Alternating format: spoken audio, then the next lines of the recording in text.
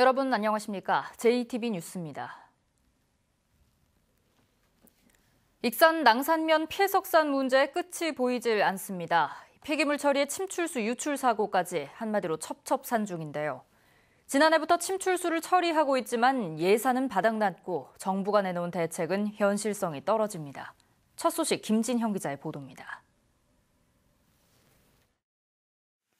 익산 낭산면의 한 폐석산에서 나온 침출수가 인근 지역으로 흘러듭니다. 양이 워낙 많다 보니 새로운 물길이 생길 정도입니다. 발암 물질이 포함된 침출수는 비만 오면 밖으로 유출되고 있습니다. 120mm가 왔잖아요, 이번에 비가. 그러니까 꽉 차 있는 상태에서 12cm가 늘은 거예요. 만수위에서 있다 보니까 12cm가 더 차버리니까 그게 좀 넘은 거지. 침출수 처리 예산이 바닥을 드러내면서 올해 침출수 처리에 차질이 우려되고 있습니다. 익산시는 지난해 폐기물 불법 배출업체에 청구하기로 하고 30억 원을 확보해 1년 동안 17,000여 톤을 처리하는데 23억 원을 사용했습니다. 아직도 3만 톤가량 있는 상황에서 남은 예산은 7억 원에 불과하지만 추가 예산 확보는 없는 상태입니다.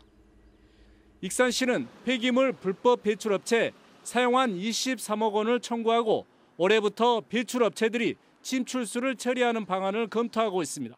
더 사용한 금액을 일차적으로 부상권을 청구하자는 데는 환경부랑 이제 말씀이 된 상황이고 그에 관련된 절차를 준비하고 있는 상황입니다. 그러나 전국에 흩어져 있는 배출업체들이 적극 나설지는 의문입니다. 주민들은 좀 더 적극적인 대책이 필요하다는 지적입니다. 극히 미온적인 대책일 뿐더러 신용만 하고 있는 대책이고 실질적인 대책은 예산이 받침되지 않으면 실질적인 대책이라고 인정할 수가 없습니다. 침출수 대신 예산만 바닥을 드러내면서 폐석산 인근 주민들의 불안감은 커지고 있습니다. JTB 뉴스 김진영입니다. 남원시 자원봉사센터 직원들이 직장 내 괴롭힘을 못 견디겠다면서 센터장을 노동부에 신고했습니다. 센터장은 일에 서투른 직원을 타이르면서 언성을 높인 적은 있지만 이른바 갑질은 없었다고 반박했습니다. 오정현 기자의 보도입니다. 남원시 자원봉사센터 한 직원이 센터장과 나눈 대화라며 공개한 녹음 내용입니다. 센터 업무가 아닌 일을 시킨 것에 항의하자 센터장의 목소리가 높아졌다고 주장합니다. 직원이 불만 있습니까? 기본적인 자세가 안 됐습니다. 나 이런 직원들 데리고 일 못합니다. 직원들은 센터장이 부당하게 야근을 강요하고 특히 계약직인 직원들에게 불이익을 암시하기도 했다고 토로하며 센터장을 고용노동부에 신고했습니다. 직장 내 괴롭힘 금지법을 어겼다는 겁니다. 계약직이다 보니까 재계약에 민감하지 않을 수가 없어요. 그렇잖아요. 근데 너희들 금평으로 조겠다라는 정확한 표현으로 저희 센터장은 직원들의 주장을 적극 반박했습니다. 사적인 업무나 부당한 일을 강요한 적 없고 단지 업무에 서툰 직원과 갈등을 빚은 것뿐이라고 해명했습니다. 내용들이 저한테 보고 안 하고 나가고 이런 것들이 생기면 제가 직원들 교육시킬 수 있고 이 얘기 다 할 수 있는 저 자리라고 생각을 합니다. 직원들은 예산을 지원하는 남원시가 나서 센터장을 사퇴시키라고 요구하고 있지만 남원시는 쉽지 않다고 밝혔습니다. 채용의 문제는 같이 인사위원회가 있고 그 일이 안 맞고 성격이 안 맞고 또 아까 그런 일도 있을 수도 있고 그렇기 때문에 이걸 판단을 제가 못해요, 이것을. 자원봉사센터에서 불거진 갑질 논란에 대해 고용노동부가 내릴 판단이 주목됩니다. JTB 뉴스 오정현입니다. 혁신도시로 공공기관을 추가 이전시킨다는 계획이 말은 많았지만 용두사미로 끝나진 않을까 우려의 목소리가 나옵니다. 아직도 정부의 구체적인 발표가 나오지 않았고 대전과 충남의 혁신도시를 신설하자는 요구까지 나오면서 전북으로 올 수 있는 이전 기관이 줄어들 가능성이 커졌습니다. 김철 기자입니다. 정부와 여당은 2018년과 2019년에 수도권 공공기관의 지방 추가 이전을 잇따라 공식화했습니다. 국가균형발전특별법에 따라 이전 대상이 되는 122개의 기관은 적합한 지역을 선정해 옮겨가도록 당정 간에 협의하겠습니다. 대상 기관은 한 200개 정도 지금 추가, 그것을 조만간에 올해 내에 여러분들께 이렇게 하겠습니다 하는 보고를 드릴 수 있도록. 하지만 지난해 나온다던 이전기관의 용곽은 아직도 발표되지 않고 있습니다. 문재인 대통령의 신년 기자회견도 확실한 답변을 주지 못했습니다. 문 대통령은 공공기관 추가 이전의 경우 총선을 거치면서 검토하겠다고 밝혔습니다. 공공기관 추가 이전 문제가 총선 공약으로 이슈화되기 힘든 상황으로 해석돼 지역 입장에선 아쉬운 대목입니다. 주변 여건도 썩 좋지 않습니다. 광역자치단체 가운데 혁신도시가 없는 대전과 충남이 혁신도시 지정을 촉구하는 81만 명의 서명부를 국회에 전달했습니다. 대전과 충남의 혁신도시가 신설되면 두 지역에 많은 이전기관이 몰리게 돼 전북으로 올 이전기관의 숫자는 크게 줄어들 수밖에 없습니다. 한 35개 정도의 중점 유치 대상 기관을 선정해 놓고 있습니다.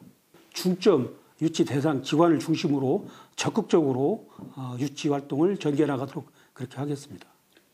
하지만 정부의 추가 이전 의지가 불확실하고 대전 충남의 혁신도시 신설 움직임이 겹쳐 중점 유치 이전기관 35곳 가운데 실제로 전북에 둥지를 트는 기관은 많지 않을 것으로 우려됩니다.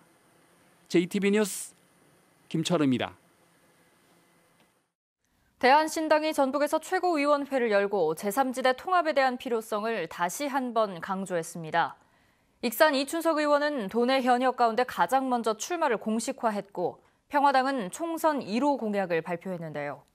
총선을 앞두고 갈수록 빨라지고 있는 정치권의 움직임을 이승환 기자가 보도합니다. 최경환 대표는 경쟁체제가 호남의 권익을 극대화할 수 있다면서 대한신당의 제3세력 통합에 힘을 실어달라고 말했습니다. 야권 분열을 의식해서는 새 당으로 갈라진 상태에서는 모두가 죽는다. 또 전북도민에게 다시 표를 달라고 하는 게 부끄럽다는 말도 했습니다. 다만 안철수 전 대표에 대해서는 국민의당을 깨고 호남을 배제한 데 대한 해명이 먼저라고 선을 그었습니다. 유성엽 통합추진위원장도 다양한 정치 세력의 통합을 거듭 강조했습니다. 나라의 경제를 구하고 살리는 데는 많은 힘이 필요합니다. 생각을 같이 하는 많은 정치 세력들을 묶어갈 필요가 있다. 민주당 이춘석 의원은 도내 현역들 가운데 가장 먼저 예비후보로 등록하고 사선 도전을 공식화했습니다. 이 의원은 익산의 3대 성장 동력이 탄탄하게 기반을 갖춰가고 있다고 자평하고 익산을 최첨단 신산업의 메카이자 농생명 산업의 중심지 또 문화관광도시로 만들겠다고 밝혔습니다. 익산이 힘차게 도약할 수 있도록 익산 시민 여러분께서 힘을 실어 주십시오. 익산을 전북의 중심으로 우뚝 세워주십시오. 평화당은 총선 준비를 총괄할 총선 기획단을 발족시켰습니다. 또 총선 1호 공약으로 20평 아파트 1억 원에 100만 호 공급 계획을 내놓았습니다. 총선이 성큼 다가오면서 각 당과 입지자들의 걸음이 더욱 빨라지고 있습니다. JTB 뉴스 이승환입니다. 알루미늄 휠을 생산하는 외국인 투자기업 알룩스가 김제 생산 라인을 늘리기로 했습니다. 고랭지에서 잘 자라는 신품종 꽃이 남원 화훼농가의 새로운 소득원이 되고 있습니다. 나금동 기자입니다. 외국인 투자기업인 알룩스가 김제 자유무역 지역에 85억 원을 투자해 공장을 증설하기로 했습니다. 알루미늄 휠을 생산하는 알룩스는 최근 수출 물량이 늘어 증설 투자를 결정했다며 오는 2023년까지 5만 제곱미터 면적의 부지를 추가 매입하는 방안도 검토하고 있습니다. 색이 곱고 모양이 예쁜 신품종 헬레보루스가 남원 화훼농가의 새로운 소득 작목으로 떠오르고 있습니다.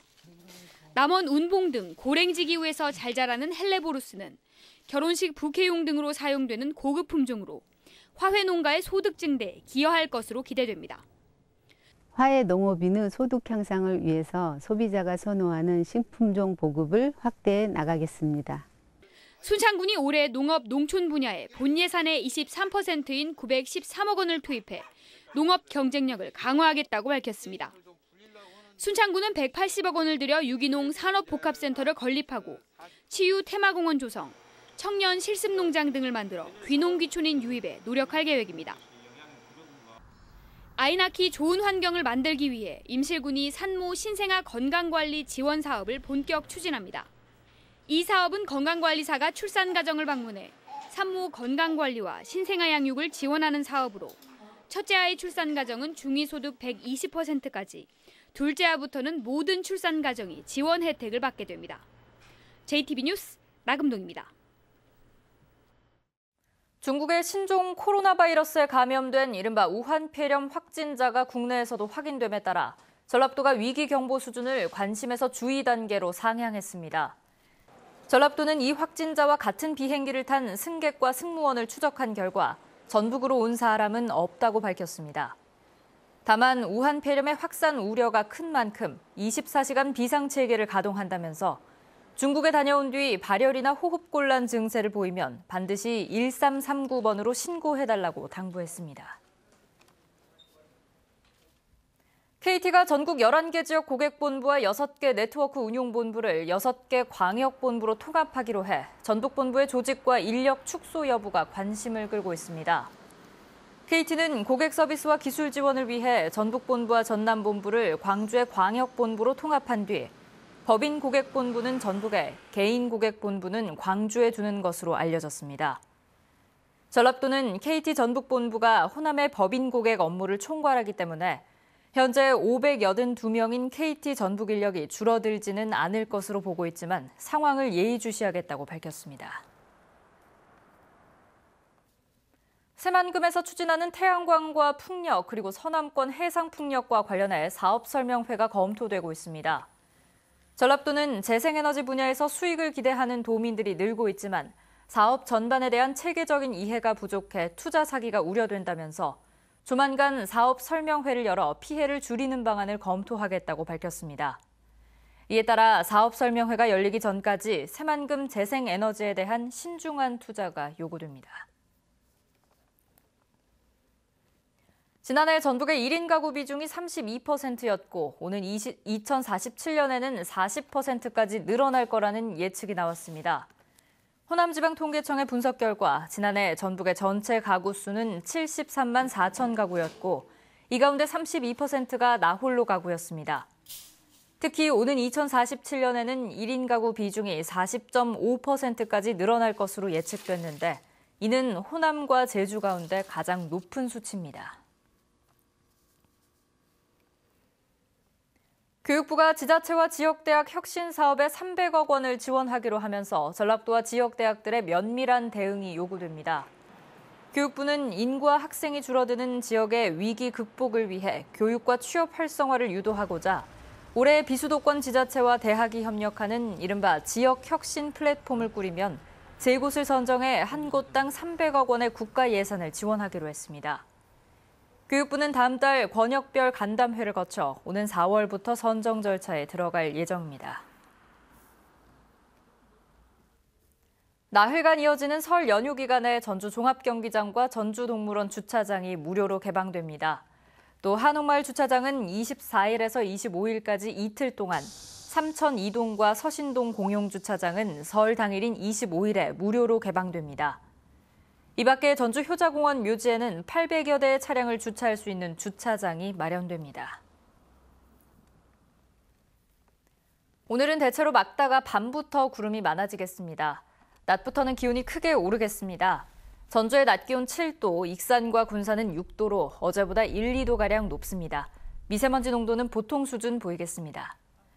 내일은 오전부터 비가 내리겠습니다. 비는 모레 낮까지 10에서 40mm가 내리겠습니다. 비가 내리기 전까지는 대기가 건조해 산불 등 화재 예방에 주의가 필요하겠습니다.